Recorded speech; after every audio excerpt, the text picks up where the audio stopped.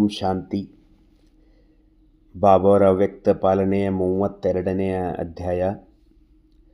ಬಾಬಾವರು ಇವತ್ತು ಹೇಳ್ತಿದ್ದಾರೆ, ನೆನಪಿನ ಆಧಾರದ ಮೇಲೆ ಯಾದಗಾರ ಆಗೋದು ನಿಮ್ಮ ಗುರುತುಗಳು ಚಿಹ್ನೆಗಳಾಗ್ತವೆ ಅಂತ ಹೇಳ್ತಾರೆ ಬಾಬಾವರು. ಯಾರು ಎಷ್ಟು ನೆನಪು ಮಾಡ್ತಾರೆ ಆ ನೆನಪಿನ ಆಧಾರವಾಗಿ ಅವ್ರದ್ದು ಅಷ್ಟು ದೊಡ್ಡ ಯಾದಗಾರ ಭಕ್ತಿ ಮಾರ್ಗದಲ್ಲಿ ಆಗ್ತದೆ.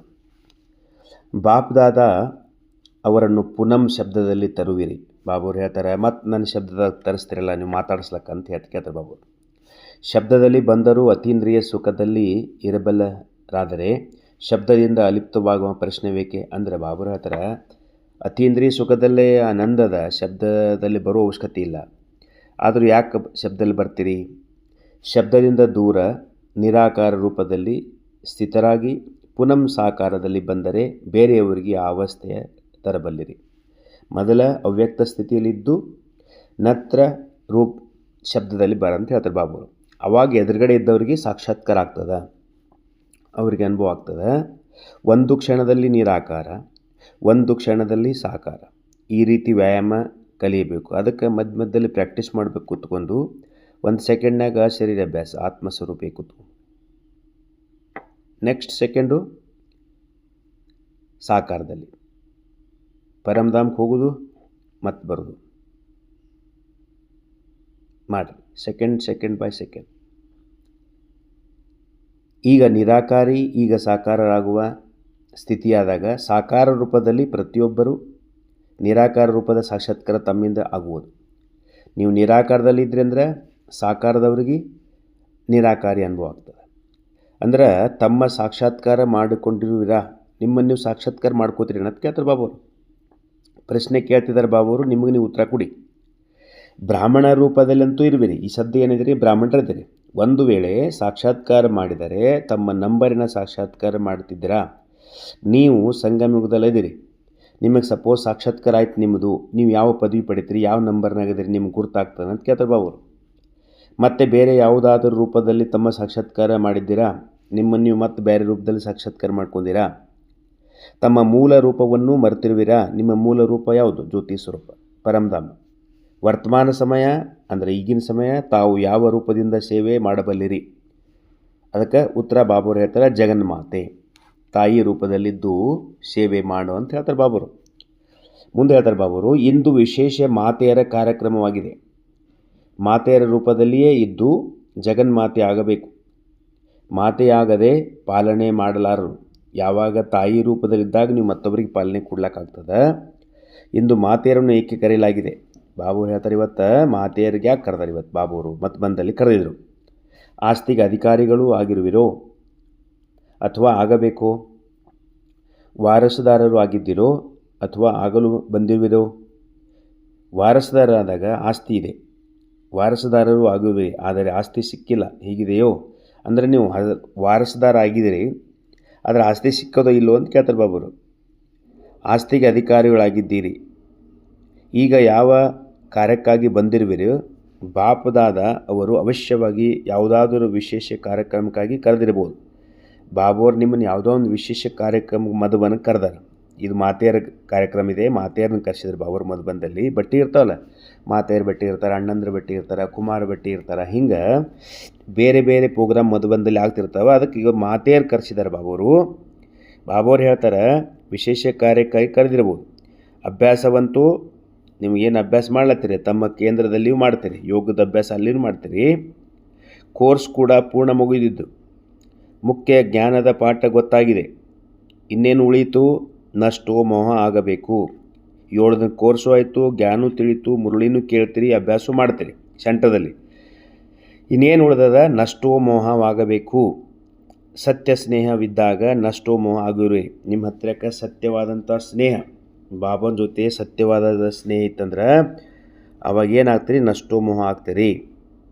ವಸ್ತುಗಳಲ್ಲಿ ನೋಡಿ ಬಾಬುರು ಹೇಳ್ತಾರೆ, ಎಕ್ಸಾಂಪಲ್ ಕೊಡ್ತಾರೆ. ಯಾವುದಾದ್ರೂ ವಸ್ತುವನ್ನು ಬೆಂಕಿಯಲ್ಲಿ ಹಾಕಿದಾಗ ಅದರ ರೂಪ, ರಂಗು, ಬಣ್ಣ ಮತ್ತು ರೂಪ ಬದಲಾವಣೆ ಆಗುತ್ತದೆ. ಅದೇ ರೀತಿ ಬದಲಾಗುವಂಥ ಸ್ವಲ್ಪ ಅಲ್ಪ ಆಸುರಿ ಗುಣ, ಲೋಕ ಮರ್ಯಾದೆಗಳು. ಬಾಬುರು ಇನ್ನೂ ನಮ್ಮಂತೆ ಏನೇನು ಹೇಳ್ತಾರೆ? ಅಲ್ಪ ಸ್ವಲ್ಪ ಆಸುರಿ ಗುಣ, ಲೋಕ ಮರ್ಯಾದೆಗಳು ಯಾರು ಏನಂದಾರಣ್ಣ, ಬಾಬೋರ್ ಮನೆಗೆ ಹೋಗೋದ್ರಿಂದ ಏನು ತಿಳ್ಕೊಂಡಾರಣ್ಣ, ಇದು ಲೋಕ ಮರ್ಯಾದೆಗಳು, ಕರ್ಮ ಬಂಧನದ ಸಂಕೋಲೆಗಳು, ಮಮತೆಯ ಎಳೆಗಳು. ಇನ್ನೂ ಮೋಹ ಇರ್ತದಲ್ಲ, ಮಮತೆ, ಇದು ಬಾಬೋರು ಹೇಳ್ತಾರೆ, ಸುಟ್ಟು ಹಾಕಬೇಕು. ಈ ಸ್ನೇಹದ ಅಗ್ನಿಯಲ್ಲಿ ಬೀಳುವುದರಿಂದ ಇವೆಲ್ಲವೂ ನಾಶವಾಗುವು. ನೀವು ಒಂದು ಕೆಲಸ ಮಾಡಬೇಕು, ಬಾಬೋರ ಜೊತೆ ಸಂಪೂರ್ಣ ಸ್ನೇಹ ಮಾಡಬೇಕು, ಆವಾಗ ಇವೆಲ್ಲ ಸುಟ್ಟು ಬಿಡ್ತಾವೆ. ಆದ್ದರಿಂದ ತಮ್ಮ ರಂಗು ರೂಪವನ್ನು ಬದಲಾಯಿಸಿಕೊಳ್ಳಬೇಕು. ಈಗ ತೀವ್ರ ನೆನಪಿನ ಅಗ್ನಿಯಲ್ಲಿ ಬಿದ್ದು ಪರಿವರ್ತನೆಯನ್ನು ತರಲು ಸಾಧ್ಯವಾಯಿತಾ, ಆಗುತ್ತದಾ ಅಂತ ಕೇಳಿದ್ರೆ ಬಾಬೋರು. ಯಾವ ವಸ್ತು ಸುಟ್ಟು ಹೋಗುತ್ತದೆಯೋ ಅದು ನಾಶವಾಗುತ್ತದೆ. ಬಾಬೋರು ಹೇಳ್ತಾರೆ, ಯಾವ ವಸ್ತು ಸುಟ್ಟು ಬಿಡ್ತದೆ ಅದು ನಾಶ ಆಗಿಬಿಡ್ತದೆ, ರೂಪವನ್ನು ಕಳ್ಕೊಂಡ್ಬಿಡ್ತದೆ, ಮತ್ತು ಪುನಃ ಬರೋದಿಲ್ಲ. ಈ ರೀತಿ ತಮ್ಮಲ್ಲಿ ಪರಿವರ್ತನೆ ತರುವಂಥ ಸಾಹಸವಿದೆಯೇ, ಈ ಸಾಹಸವನ್ನು ತೊಂಬರ್ರಿ ಅಂತ ಬಾಬೋರು ಹೇಳ್ತಾರೆ. ಬಾಬೋರು ಹೇಳ್ತಾರೆ, ತಮ್ಮೆಲ್ಲರ ನೆನಪಿನ ಕುರುಹು ಯಾದಗಾರವು ಇನ್ನೂ ಖಾಯಮಾಗಿದೆ. ತಮ್ಮ ಯಾದಗಾರನ ಆಧಾರ ಯಾವ ಮಾತಿನ ಮೇಲಿದೆ? ಎಷ್ಟೆಷ್ಟು ನೆನಪು ಅಷ್ಟಷ್ಟು ಎಲ್ಲರ ಯಾದಗಾರ ಮಾಡಲ್ಪಟ್ಟಿವೆ. ಭಕ್ತಿ ಮಾರ್ಗದಲ್ಲಿ ಮಂದಿರಗಳದಾವಲ್ಲ, ಯಾರು ಈಗ ಸಂಗಮದಲ್ಲಿ ಎಷ್ಟು ಬಾಬು ನೆನಪು ಮಾಡಿರಲ್ಲ, ಅವ್ರದ್ದು ಅಷ್ಟು ದೊಡ್ಡ ದೊಡ್ಡ ಯಾದಗಾರ. ಎಕ್ಸಾಂಪಲ್ ಆಗಿ ಈಗ ಆಂಧ್ರ ಪ್ರದೇಶದಲ್ಲಿ ಒಂದು ಮಂದಿರ ಇದೆ, ಅಷ್ಟು ದೊಡ್ಡ ಮಂದಿರ ಇದೆ, ಬಾಲಾಜಿ ಮಂದಿರ. ಎಷ್ಟು ಜನ ಬರ್ತಾರಲ್ಲಿ. ಇದು ಯಾದಗಾರ ಇರ್ಬೋದು, ಬ್ರಹ್ಮ ಬಾಬಾವರು ಯಾದಗಾರ ಇರ್ಬೋದು. ಯಾಕಂದ್ರೆ ಬ್ರಹ್ಮ ಬಾಬಾವರು ಸರ್ವಸ್ವ ತ್ಯಾಗ ಮಾಡಿದರು. ಹಂಗೆ ನೀವು ಎಷ್ಟೆಷ್ಟು ನೆನಪು ಮಾಡಿರಿ ಬಾಬಾನ, ಅಷ್ಟಷ್ಟು ಏನಾಗ್ತದ, ನಿಮ್ಮ ಯಾದಗಾರ ಆಗ್ತದ. ತಮ್ಮ ನೆನಪಿನ ಆಧಾರದ ಮೇಲೆ ಎಲ್ಲರ ಯಾದಗಾರಲ್ಲಿ ಮಾಡಲ್ಪಟ್ಟಿವೆ. ಒಂದು ವೇಳೆ ನೆನಪು ಕಡಿಮೆ ಇದ್ದರೆ ಯಾದಗಾರ ಸಹ ಅದೇ ರೀತಿ ಇರುವುದು. ಯಾದಗಾರರನ್ನು ಖಾಯಂ ಇಟ್ಟುಕೊಳ್ಳುವ ಪ್ರಯತ್ನ ಮೊದಲು ನೆನಪಿನ ಖಾಯಂ ಇಟ್ಟುಕೊಳ್ಳಿ. ಮೊದಲೇ ನಿರಂತರ ನೆನಪು ಮಾಡಿರಿ, ಯೋಗದಲ್ಲಿದ್ರಿ, ಆವಾಗ ನಿಮ್ಮ ಯಾದಗಾರನು ಖಾಯಂ ಆಗ್ತದೆ. ಅದರ ಆಧಾರದ ಮೇಲೆ ಯಾದಗಾರ ಆಗುವುದು. ವಿಶೇಷ ಗುಣದ ಕಡೆಗೆ ಪ್ರತಿಯೊಬ್ಬರ ಗಮನವಿರಬೇಕು. ವಿಶೇಷ ಗುಣಗಳ ಬಗ್ಗೆ ನಿಮ್ಮ ಗಮನ ಇರಬೇಕು. ಒಬ್ಬೊಬ್ಬರ ವಿಶೇಷ ಗುಣವೇನಿದೆಯೇನೋ ಅದನ್ನು ಪ್ರತಿಯೊಬ್ಬರು ತಮ್ಮಲ್ಲಿ ಧಾರಣೆ ಮಾಡಿದರೆ ಏನಾಗುವಿರಿ? ಯಾರ ಹತ್ರ ಎಷ್ಟೇ ಜನ ಇರಲಿ, ಅವ್ರ ಹತ್ರ ಒಳ್ಳೆಯ ಗುಣಗಳನ್ನು ನೀವು ಧಾರಣೆ ಮಾಡ್ಕೊಂಡು ಏನಾಗ್ತೀರಿ? ಬಾಬು ಹೇಳ್ತಾರೆ, ಸರ್ವಗುಣ ಸಂಪನ್ನರಾಗ್ತೀರಿ, ಎಲ್ಲ ಗುಣಗಳಿಂದ ಸಂಪನ್ನರಾಗ್ತೀರಿ. ಹೇಗೆ ಆತ್ಮರೂಪವನ್ನು ನೋಡುತ್ತಿದ್ದೀರೋ ಅದೇ ರೀತಿ ಕರ್ಮದಲ್ಲಿ ಬಂದಾಗ ಪ್ರತಿಯೊಬ್ಬರ ವಿಶೇಷ ಗುಣ ಕಡಿಮೆ ನೋಡಿ, ಗುಣದ ಕಡೆಗೆ ನೋಡಿ.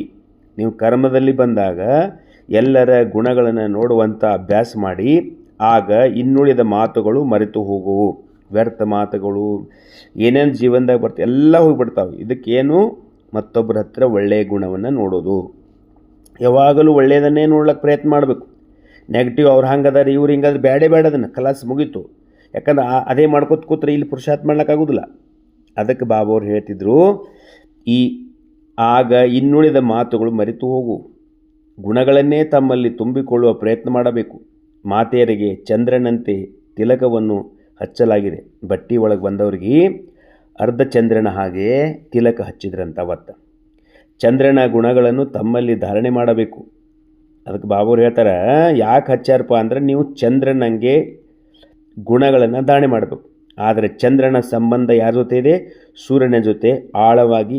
ಆದ್ದರಿಂದ ಚಂದ್ರನಂತೆ ಸಂಬಂಧ ಮತ್ತು ಗುಣ ಧಾರಣೆ ಮಾಡಬೇಕು. ನೋಡಿ, ಇಲ್ಲಿ ಶಿವಬಾಬಾವ್ರು ಅಂದರೆ ಸೂರ್ಯ, ಚಂದ್ರ ಅಂದರೆ ಬ್ರಹ್ಮ ಬಾಬಾ, ನಾವೆಲ್ಲ ನಕ್ಷತ್ರಗಳು. ಚಂದ್ರನ ಹಾಗೆ ಶೀತಲವಾಗಬೇಕು. ಮತ್ತು ಚಂದ್ರನ ಕರ್ತವ್ಯ ಏನಿದೆ ಅಂದರೆ ಶೀತಲ ಇದೆ, ತಂಪನ್ನು ಎಲ್ಲರೂ ಕೊಡೋದು. ತಂಪು ಜೊತೆ ಪ್ರಕಾಶವನ್ನು ಕೊಡುತ್ತಾನೆ. ನೋಡಿ, ಎರಡೂ ಮಾತು ಹೇಳ್ತಾರೆ ಬಾಬರಲ್ಲಿ. ಸೂರ್ಯನ ಅಂದರೆ ನಮ್ಮದು ಸಂಬಂಧ ಹೆಚ್ಚೇನಿರಬೇಕು? ಶಿವಬಾಬನ ಜೊತೆ ಇರಬೇಕು. ಸೂರ್ಯನಿಂದ ಕಿರಣಗಳು ಬಂದು ಚಂದ್ರನ ಮ್ಯಾಗ ಬೀಳ್ತಾವೆ, ಅದು ಹೊಳಪಾಗ್ತದೆ. ಒಂದು ಹೊಳಪುನೂ ಅದ, ಎರಡನೇದು ಶೀತಲತೆ ಅನುಭವ ಮಾಡಿಸ್ತಾರೆ. ಶೀತಲ ಜೊತೆ ಪ್ರಕಾಶವನ್ನು ಕೊಡುತ್ತಾನೆ, ಒಳ್ಳೆಯದು. ಈಗ ವಿದಾಯ ತಗೊಳ್ಳೋಣ. ಇದು ಬಹಳ ಸಣ್ಣ ಮುರಳಿ, ವಿಶೇಷವಾದಂತಹ ಮುರಳಿ. ಅದಕ್ಕೆ ಈ ಮುರಳಿ ನೀವು ಏನು ಮಾಡಿರಿ ಅಂದ್ರೆ ಅನುಭವ ಮಾಡಿರಿ.